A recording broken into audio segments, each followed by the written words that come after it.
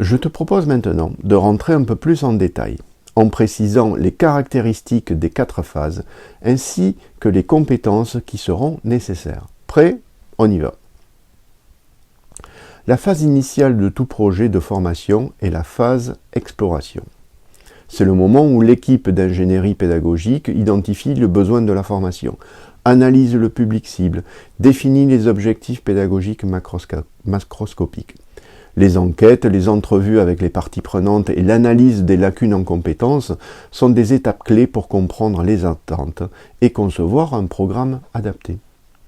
Les caractéristiques de la phase, il s'agit d'une phase de recueil d'informations, de recherche, de collecte de données.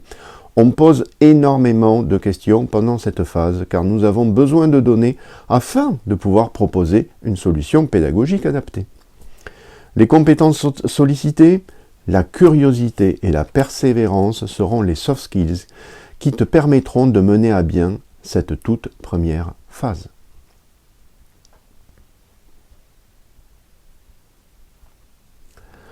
Cette phase de conception intègre 2 parties distinctes. Commençons par la sous-phase de scénarisation. Une fois que les objectifs pédagogiques macro sont définis, nous allons utiliser une méthode essentielle afin de transformer les objectifs pédagogiques spécifiques et cet exercice sera réalisé grâce à l'outil TIOP. Soyez patient, un cours dédié est réservé à l'utilisation du TIOP. Une fois que le TIOP sera renseigné, nous pourrons ensuite créer notre itinéraire pédagogique, ce qui nous permettra de créer la structure de notre cours. Mais soyons encore patients car un cours spécifique est dédié à l'itinéraire pédagogique. En effet, le TIOP et l'itinéraire pédagogique sont des outils essentiels de conception du formation. Il était donc normal d'en parler même pendant cette première vue globale que je te présente maintenant.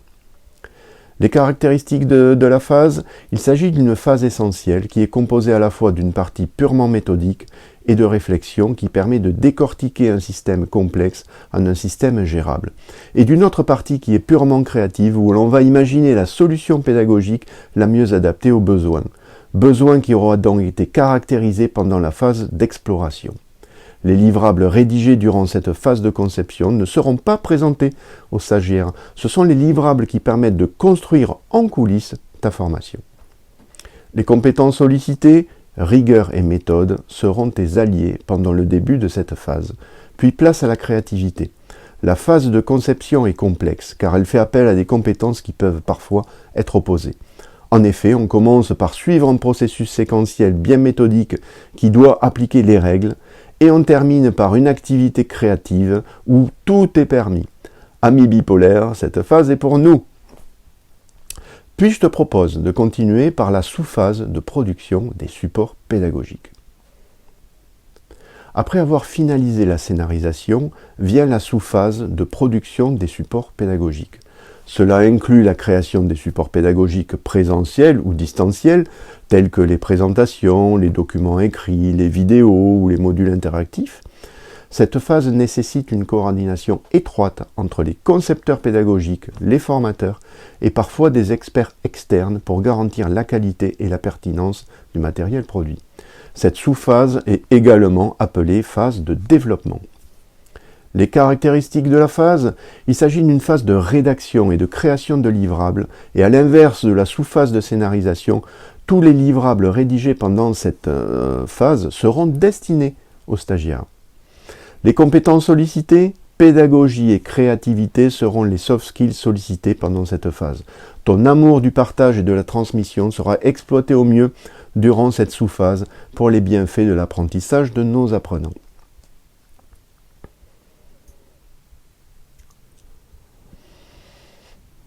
Une fois que les documents pédagogiques sont prêts, la phase de validation démarre.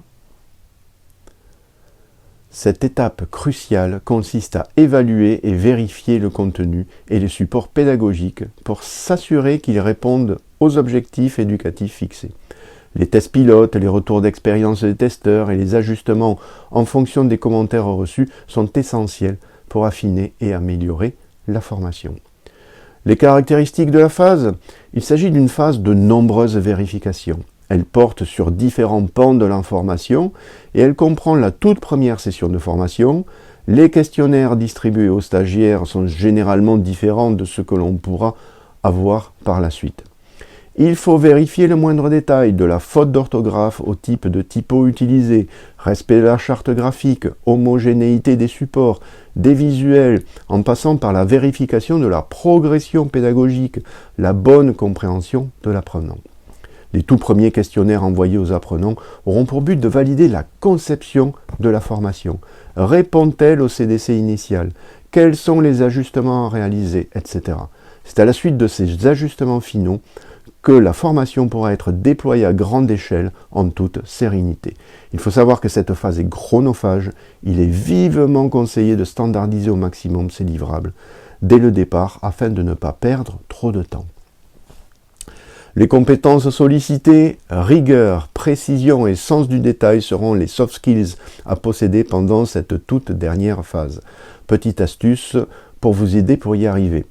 Mettez-vous dans la peau d'un client qui reçoit une liste de livrables et soyez le plus pointilleux possible tout en adoptant une démarche constructive et bienveillante propice à l'amélioration permanente. Ça y est, notre projet formation est validé et on peut enfin l'exploiter à grande échelle et former tous nos apprenants dans les meilleures conditions. On passe maintenant en vie série ou en vie courante, comme on dit, grâce à cette phase de déploiement. Les caractéristiques de la phase, il s'agit d'une phase d'inscription, de planification de sessions entre apprenants et formateurs et de gestion des problèmes techniques pour des cours en ligne. C'est une phase de gestion qui voit le jour. On applique le référentiel du déroulé de la formation. On applique toutes les bonnes pratiques prévues pendant la phase de conception. Les compétences sollicitées, pendant cette phase, on doit appliquer ce que l'on a prévu de faire. La rigueur sera donc le mot d'ordre. On applique le standard défini en conception. Mais on doit rester aussi alerte et proposer systématiquement de l'amélioration permanente du cours en relation directe avec les enquêtes de satisfaction stagiaires et garder bien évidemment un œil sur ce que fait la concurrence grâce à la mise en place d'une veille. L'ingénierie d'un projet de formation selon le modèle en cascade offre une approche systémique pour développer des projets pédagogiques de qualité. En suivant ces phases, les équipes pédagogiques peuvent garantir une progression logique du projet en assurant la cohérence et l'efficacité du processus de conception et de développement des formations. Tu as pu constater que différentes soft skills sont associées à différentes phases, ce qui explique que l'on a généralement des préférences pour une phase plutôt qu'une autre. Ceci est tout à fait normal, il suffit d'en être conscient. Il est d'ailleurs parfois courant de voir que les pédagogues professionnels se spécialisent sur une ou plusieurs phases.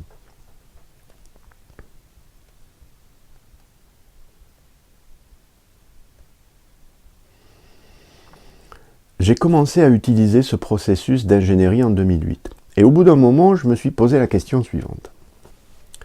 Après avoir mené 30 à 40 projets pédagogiques, avec toute cette expérience acquise, est-il encore nécessaire de déployer ce processus dans son intégralité? Afin de répondre à cette question essentielle, je me suis fixé comme challenge de développer un projet pédagogique en sautant la phase de scénarisation et en passant directement de la phase d'exploration à la sous-phase de production des supports pédagogiques. Tu veux connaître le résultat? Énorme perte de temps. Le fait de supprimer le travail sur le TIOP et sur l'itinéraire pédagogique m'a obligé à faire énormément d'allers-retours et d'affiner sans cesse mes objectifs pédagogiques spécifiques afin de pouvoir produire une formation digne de ce nom. C'est donc en voulant gagner du temps, en sautant la phase de scénarisation, que j'en ai perdu énormément. Je devais revoir et modifier en permanence mes supports pédagogiques, mes supports d'activité stagiaire, mes différentes évaluations de connaissances. Et je passais énormément de temps à me dire « Dois-je aborder ce sujet? Jusqu'où dois-je aller ?» Ce questionnement ne faisait que générer du doute et me faisait tourner en rond. Le retour d'expérience sur cette tentative me pousse aujourd'hui à dire que la phase de scénarisation est une phase essentielle qui permet au contraire de gagner un temps précieux sur le développement d'une formation. Aujourd'hui, je peux affirmer sans hésitation que le secret d'une formation bien gérée passe obligatoirement par la phase de scénarisation composée de l'utilisation du TIOP et de l'itinéraire pédagogique. Autre conseil qui me semble aussi important d'aborder avec toi. Comme déjà abordé, la phase de validation prend généralement beaucoup de temps et j'ai une astuce à te fournir pour raccourcir ce temps. La standardisation de tes livrables. Je te conseille vivement de standardiser tous tes supports pédagogiques qui seront présentés à tes apprenants. Réaliser des trames structurées avec son maire, des visuels associés aux activités. Tout ceci doit être défini et standardisé dès le départ, car cela te fera gagner un temps incroyable lorsqu'il faudra tout valider pendant cette phase de validation. Mais l'aspect standardisation sera abordé en détail dans la leçon sur les supports pédagogiques.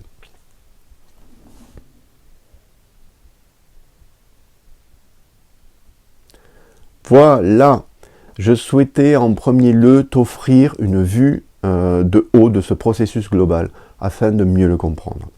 Maintenant que tu as observé ce processus du haut de la montagne, je te propose de rentrer un peu plus en détail sur la partie qui nous intéresse, la phase de conception.